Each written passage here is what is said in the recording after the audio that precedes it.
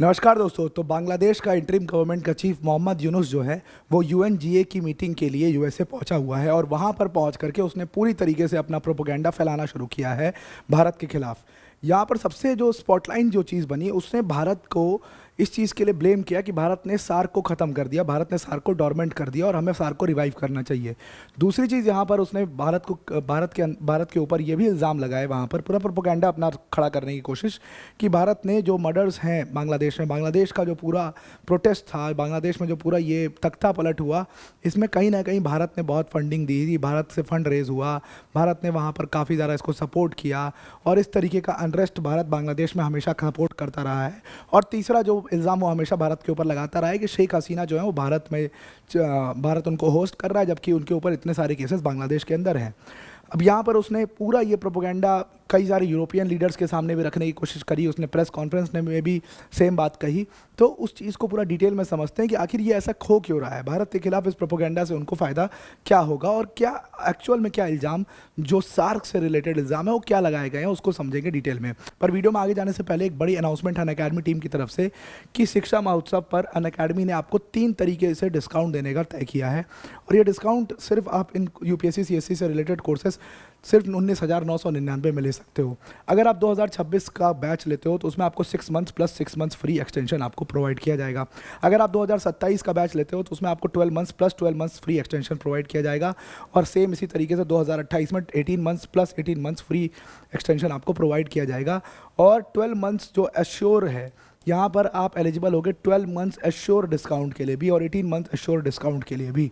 अब इसके लिए कुछ टर्म्स एंड कंडीशंस है जो आपको फुलफिल करनी पड़ेंगी, वो आप पढ़ सकते हैं आगे की स्लाइड्स में।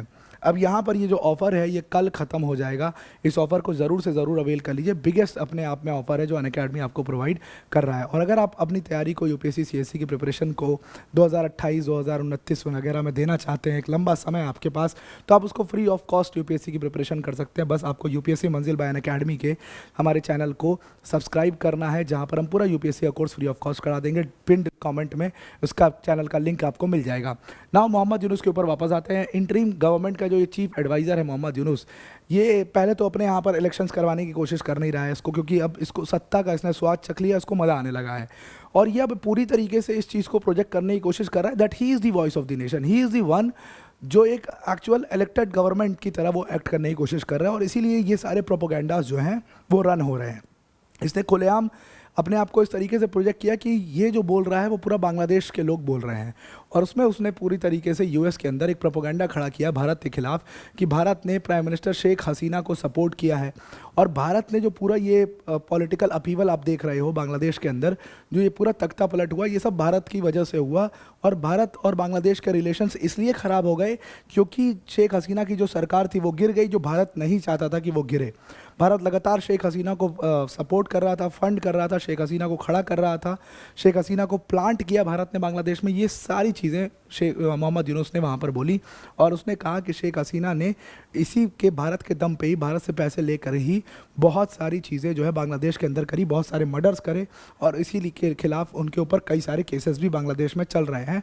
तो भारत के खिलाफ एक सीरियस एक्शन यहाँ पर लेना चाहिए, ये उसने कहा। अब आपको पता है कि यहाँ पर शेख हसीना को भारत ने होस्ट किया ऑफिशियली, ऑल्दो उनको यूके जाना था लेकिन दुनिया भर की चीज़ थी, तो शेख हसीना को भारत ने होस्ट किया।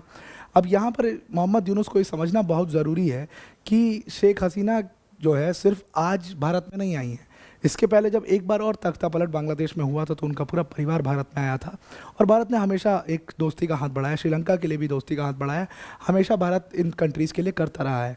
इसका इल्ज़ाम है कि शेख हसीना ने जितने लोगों को मारा उसके लिए भारत जो है वो दोषी है और ये बात उसने न्यूयॉर्क में किया। यूनाइटेड नेशन जनरल असेंबली की जो मीटिंग है, जो बैठक है, वो होने वाली है और उससे पहले इसने पूरा एक प्रोपेगेंडा रन करने की कोशिश करी। अब ये प्रोपेगेंडा रन करने के लिए इनको कौन कह रहा है? मोहम्मद यूनुस का जो प्रोपेगेंडा रन करने का पूरा एजेंडा है, पूरा तरीका है, वो ऊपर से उनके आका बैठ करके, जो उनके वेस्टर्न एलाइज हैं, वो बैठ करके पूरा प्रोपेगेंडा रन करने के लिए यूनुस को कह रहे हैं। क्योंकि बहुत खुली बात है, खुली तौर पर इस चीज़ को देखा गया कि बांग्लादेश के अंदर जो प्रोटेस्ट हुए उसमें सबसे बड़ा हाथ जमात का था, जमात इस्लामी का था, जिसको पाकिस्तान से चलता है। उसमें बहुत बड़ा हाथ बहुत सारे वेस्टर्न एनजीओज़ का था, यूएस एड का बहुत बड़ा हाथ था। और ये सारे पैसे जो है वो फॉरेन से फॉरेन से सारे पैसे जनरेट हुए। और उनका एजेंडा सिर्फ इतना था, कोई ये पॉलिटिकल अपीवल, कोई ये पॉलिटिकल रिफॉर्मेशन नहीं है। बस उनका एजेंडा इतना था कि शेख हसीना की सरकार को गिराना है, क्योंकि शेख हसीना ने यूएस को मुंह पर मना कर दिया था। इतना सा लॉजिक था उस पूरे प्रोटेस्ट का, और इसीलिए वो किया गया। और आप देखो ना, अनरेस्ट अभी भी है। अगर अब इतना बड़ा रिफॉर्मेशन हुआ होता तो अनरेस्ट अभी नहीं होता। एक प्रॉपर सरकार, एक प्रॉपर इलेक्शन अभी तक हो चुके होते। क्यों इलेक्शन नहीं करवा रहे? खुद इस बात को मानता है यूनुस कि भाई इलेक्शन में इसलिए नहीं करा रहे क्योंकि वहाँ पर अनरेस्ट है। और फाइनली इसने बोला कि भारत जो है वो पूरा इसके खिलाफ, मतलब फेक न्यूज़ जो है वो फैलाता रहता है बांग्लादेश के खिलाफ। अब उसने जो ये अपना टेप रिकॉर्डर बजाना शुरू किया है मोहम्मद यूनुस ने, वो सिर्फ न्यूयॉर्क में सिर्फ प्रेस कॉन्फ्रेंस में नहीं टेप रिकॉर्डर बजा रहा है। जो उसकी बायलैटरल मीटिंग हो रही है, जो उसकी कुछ लीडर्स के साथ, यूरोपियन लीडर्स के साथ मीटिंग हो रही है, वहाँ पर भी वो सेम टेप रिकॉर्डर बजा रहा है। उसने मुलाकात करी यहाँ पर अलेक्जेंडर स्टब के साथ, जो कि फिनलैंड के प्रेसिडेंट थे।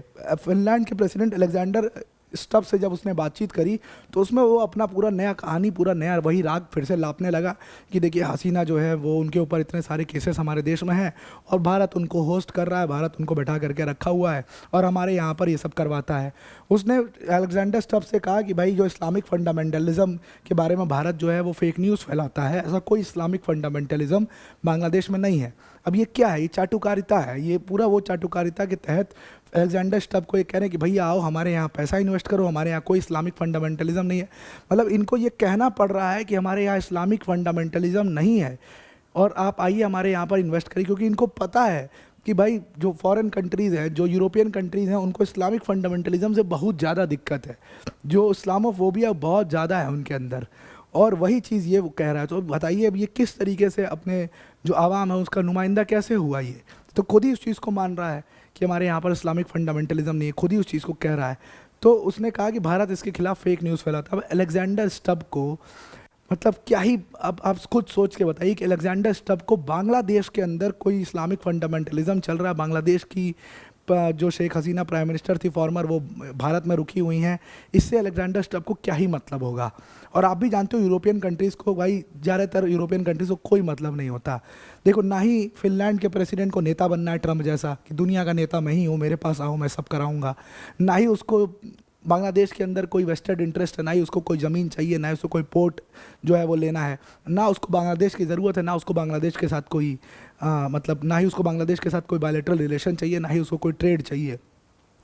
तो अलेक्जेंडर स्टब को कोई मतलब नहीं है और उसी हिसाब से, उसी इंटरेस्ट से वो पूरा ये जो कहानी सुनाए पड़ा था यूनुस, उसको उसी इंटरेस्ट से सुन रहे थे। और मुझे लगता है कि यूनुस जो ये सब बोलने से पहले उसको देख लेना चाहिए कि भाई अलेक्जेंडर स्टब क्या सोचते हैं भारत के बारे में। अब ये लोग, अब ये तो बहुत बेसिक होता है ना कि मतलब आप किसी से मिलने जा रहे हो तो आप उसके बारे में एटलीस्ट, मतलब इंटरनेशनली आप मिलने जा रहे हो तो आप उसके बारे में कम से कम ये तो पता लगा लोगे कि कम से कम उसका पॉलिटिकल इंक्लिनेशन कितना है। इतना तो मेरे ख्याल से बहुत बेसिक होता होगा कि मुझे पता हो कि मेरे दोस्त है, मेरा दोस्त नहीं है, या मेरी तरीके से ये नहीं सोचता, ये कुछ और सोचता है। अलेक्जेंडर स्टब का मैं आपको स्टेटमेंट दिखाता हूँ जो कि 2-3 दिन पहले आया था इसी कड़ी में भारत को लेकर के। अलेक्जेंडर स्टब ने कहा कि बहुत सारी यूरोपियन कंट्रीज इस बात को कह रही है कि भारत और चाइना अब एक बास्केट में आ चुके हैं, एक साथ हो चुके हैं और दोनों को एक तरीके से ट्रीट कर रही हैं। अलेक्जेंडर स्टब ने कहा था कि मैं भारत को चाइना के साथ एक बास्केट में नहीं रखता हूं या उस तरीके से सेम ट्रीट नहीं करता हूं, और फिर उन्होंने उसको